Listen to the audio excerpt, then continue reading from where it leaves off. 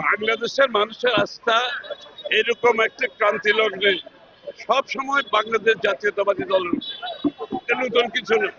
বারবার দেশ ক্রান্তি লগ্নে পড়েছে, তাদের আস্থা বাংলাদেশ জাতীয়তাবাদী দলের উপরে। এখান থেকে উত্তরণের জন্য, গণতন্ত্রে ফিরে যাওয়ার জন্য, তার মালিকানা ফিরে পাওয়ার জন্য, তার নির্বাচিত সংসদ সরকার ফিরে পাওয়ার জন্য যারা তাদের কাছে দায়বদ্ধ থাকবে, এটাই প্রত্যাশা মানুষের। তারা তাদের নির্বাচিত সরকার চায়, সংসদ অনির্বাচিত সংসদ সরকার, অনির্বাচিত সরকার কোনোদিন দেশের মানুষের স্বার্থ পূরণ করতে পারবে। এটাই বারবার প্রমাণিত হয়েছে, গত 17 বছরে প্রমাণিত হয়েছে, গত 1.5 বছরেও প্রমাণিত হয়েছে।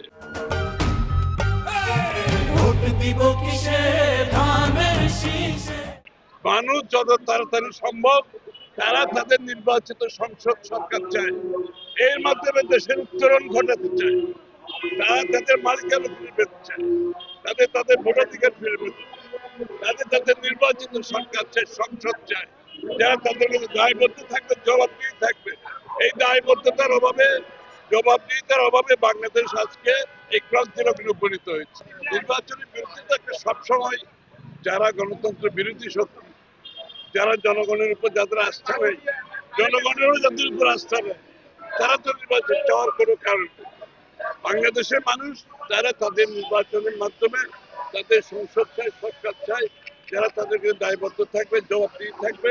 গণতান্ত্রিক প্রক্রিয়া ছাড়া তাদের রাজনৈতিক, সাংবিধানিক, গণতান্ত্রিক অধিকার কিছুই ফিরে পাবে না। এটা বাংলাদেশের মানুষ ভালো করে জানে।